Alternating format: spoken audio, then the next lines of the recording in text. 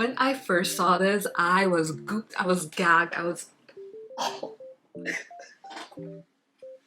I know it's a doomsday ship, I know it's gonna sink like the Titanic, but I'm gonna sink with it. I've decided.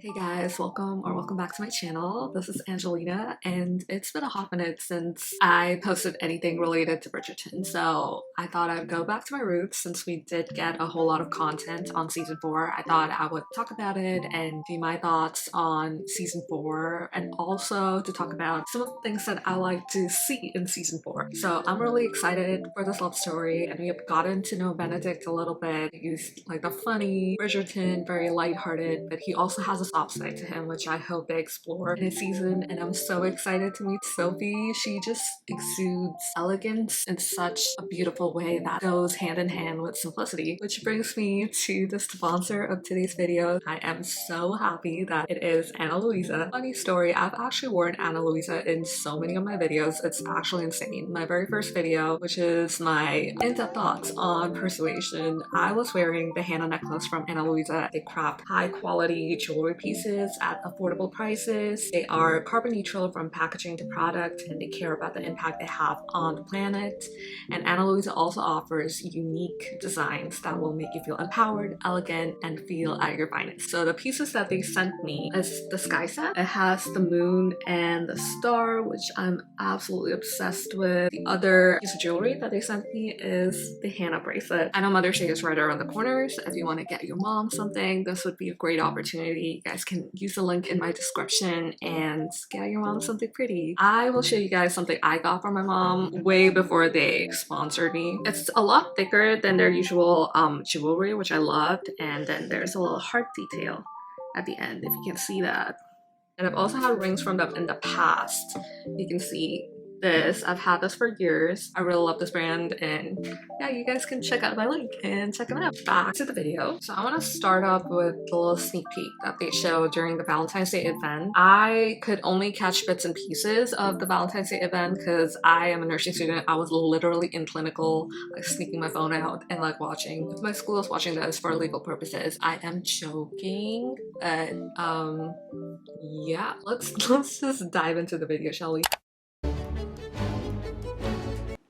The masquerade ball looks are amazing. Oh my god, Franny looks like Franny. Hannah Dodd is so like on the nail with that. Like Franny just embodies her Franny-ness with that outfit. I don't know how to say. But Araminta, oh my god. Cho Ching is gonna gag us all. I just know it. Oh my gosh, the outfits and the color grading this season has been spectacular. I feel like we have spent a lot of time in this world. We've had 3 seasons plus Queen Charlotte, so we kind of have an idea of what a masquerade ball could look like in this world. But this exceeds all my expectations. Like, I am so happy seeing this, and I'm gonna be honest with you, when I saw the BTS photos for the masquerade, I wasn't too excited. I'm like, oh, Benedict's outfit looks like the external decoration looks okay, but then, you know, you have movie magic happening and it all comes alive. It's so gorgeous. You know, a lot of intention, love, and labor went into this. We're just like 2 seconds in and I'm already raving about this season. Like, I cannot wait.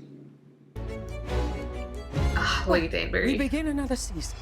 The queen is queening. Like, she just looks spectacular. Definitely can pick up on the fact that lavender and purple are gonna be the colors of the season. It's just, oh my god, like the slow shots kind of reminds me of season 1 when they had like rain falling down in the last episode of season 1 when Simon and Daphne host their little soiree, I want to call it, outside. It kind of reminds me of that, and I love that they're kind of going back there but also like recreating something wholly new to season 4. It has like a darker tone to it. Of Bridgerton, season 4. Action! Oh my gosh, my Sophie. I know I'm gonna love her.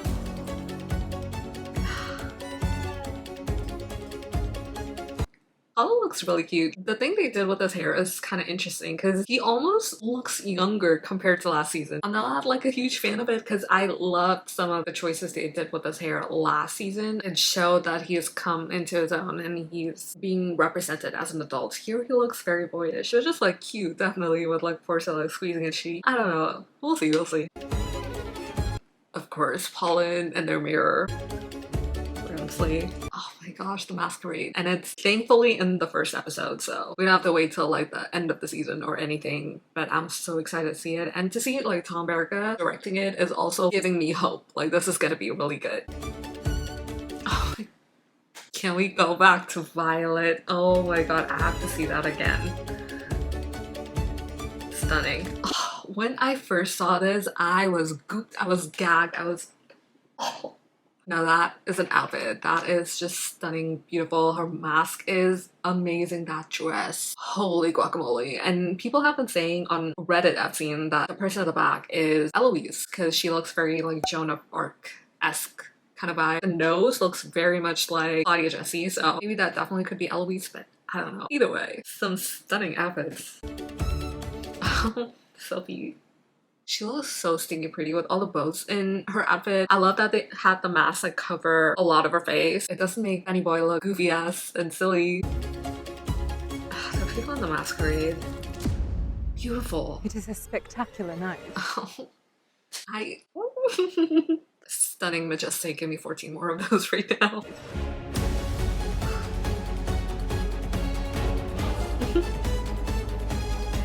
That was so funny to me that they put Pen in a pirate costume because the whole gag last season was Pirate Colin, so it's very funny that they chose to do this. Having her hair down is an interesting choice, I'll say. That looks more like Nicola and less like Penelope to me, if that makes any sense. Her and that mate outfit. She is bodying evil stepmother. Let's go back to Araminta. Oh my gosh, the piercing gaze, like the way she's bodying that character, it's giving very CVNTY. Even like the siblings, they feel like gasified Featheringtons. I hope we get to spend enough time with these characters and really get to know the family dynamics that are at play with them. Because going back to season 2, I don't think they did that very well with the Sharma family, especially with their mom. I didn't really get to know her as a character too much until the very last episode of season 2 when she had that talk with Kate. I hope this season we really get to know the lead sisters, we get to know Araminta, and we get to know Sophie. So I'm really excited for this family to join the ton. This shot reminds me of Simon and Daphne in her dream sequence from season 1. Oh, my cottage. Oh my gosh, I need this season tomorrow. Like, how am I gonna wait? Oh my god. Do not worry, I will not tell my mother.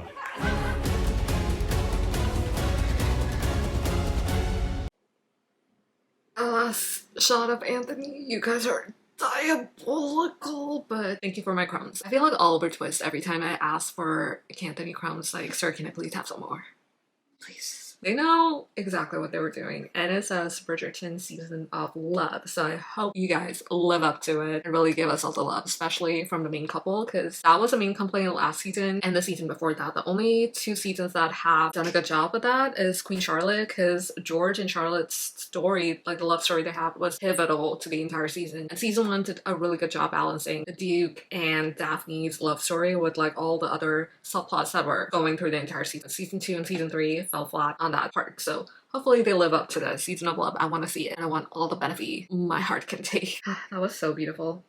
Majestic. Let's dissect that a little further. I have my notes in front of me. If I'm looking at a different direction, I am looking at my notes. I have taken 4 pages worth of notes, single spaced. As a woman in academia, no one ever wants to hear something written in single space. You know, it's intense and dense when it's single space. Really, really excited to see the masquerade. Like the ambiance in there is just so beautiful. The way they have like really encapsulated that in that sneak peek. It's very opulent and extra, but in a way that totally makes sense for something like a masquerade ball in the Bridgerverse. And it doesn't have that same tackiness I felt from like last season when they were trying to change up a lot about the costumes and the makeup. But I don't see that being an issue with the masquerade. It looks absolutely phenomenal. They nailed it. I just cannot wait to see it fully come to life in episode 1 of season 4. I think it's gonna be Chef's kiss, beautiful. And the next thing that I'm really excited about is for the scenes at my cottage, which obviously is not very much of a cottage. I think it's going to be really interesting to see if Benedict is able to piece together that really is the lady in silver that he met at the masquerade ball, and I feel like he should be able to piece it together much faster than his book counterpart, just because show Benedict is a lot smarter, and I feel like he has a better handle on the pulse. Like, he's very easygoing, but he's also really smart, which we don't really get to pick up on because he's very nonchalant about a lot of things, but I feel like Benedict in the show should be able to pick it up really fast. I think my cottage is when they will really get to know each other at a deeper and a more personal level, because if you think about the masquerade, it's filled with intrigue and mystery. It's romantic. It has that alluring quality of like meeting a stranger and dancing with them under the moonlight. There's a lot of things that work in favor of the masquerade setting, but to like be in complete opposition to it, to be in a cottage and you have a maid working there and you're having these heartfelt moments with her. I'm wondering if he'll be able to connect the dots from there, but we'll just have to wait and see, I guess. Now to go into the things that I want to see in the season. The music is really big, and something like Bridgerton having classical covers of songs that we love, and I'm here to make my case. Enchanted by Taylor Swift.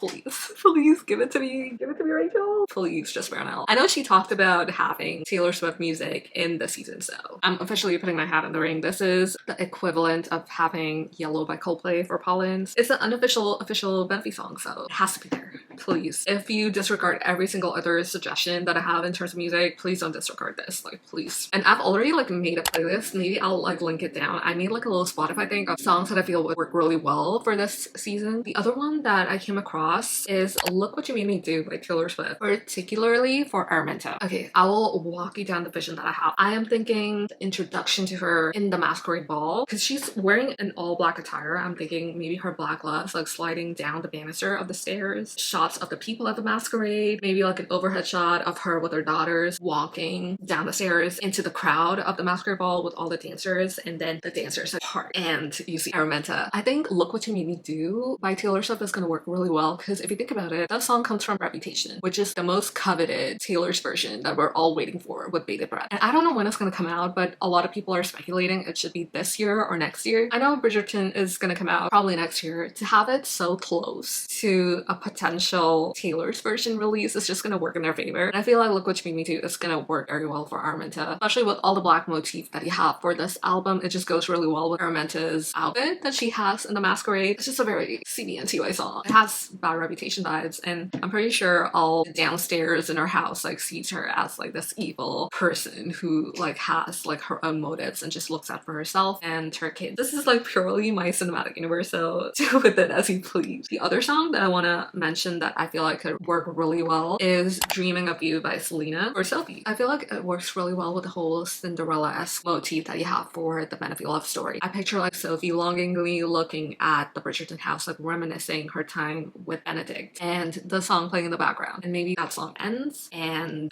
this is a bit of a spoiler from the book, so maybe like skip 15 seconds, but when she gets caught by Araminta to be put to jail, this would be a good song to have right before that, and she's in this dreamlike state, then it cuts to Araminta like clocking her, and then she gets put to jail.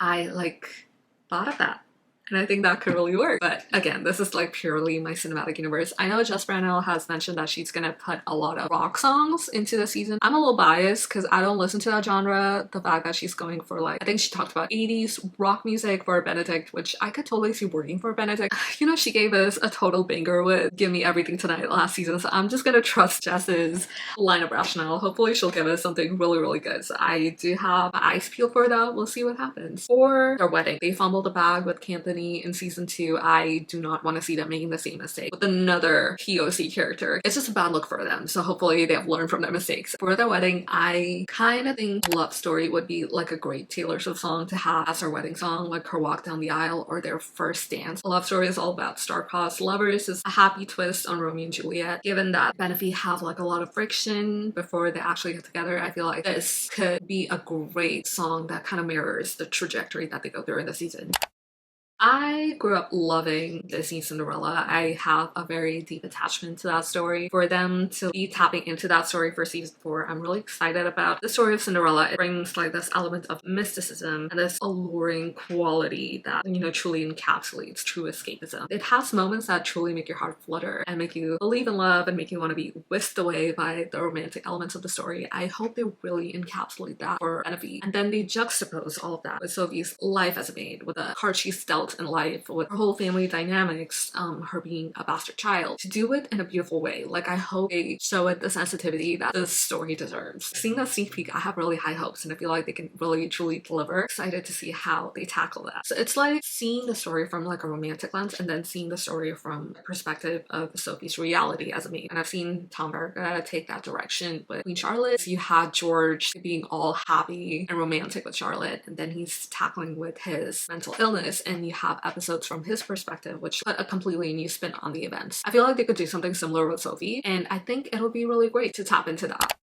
And the next thing I'm really excited to see is who ends up being the lead for season 5. I'm gonna put my hat in the ring and say it's gonna be Eloise. Like, I want to see how they're gonna pepper in clues for us to piece that together as to who's gonna lead season 5. It's like I'm beating a dead horse here, but I really want them to bring Theo back. I know he had like a deleted scene in season 3 and they just ended up chopping it out, which I found really interesting. That why would you chop it out? It was something about Theo getting married. I'm not gonna lie, my heart sank when I heard that. I was like, no way, he deleted it. So it's giving me hope. I know I'm delusional, but it's giving me hope that they might re-tap into that storyline for season 4. Because just think about it, there's a class difference between Benedict and Sophie, and they could explore the same thing with Eloise and Theo, so it's only going to enrich the story and make it better. I just want Elle to like explore something romantically before locking down with someone, because that would be so great, and I think Elle is like the perfect candidate for that. So I'm really pushing for that, and I love to see Theo come back. I know it's a doomsday ship, I know it's going to sink like that Titanic, but I'm going to sink with it.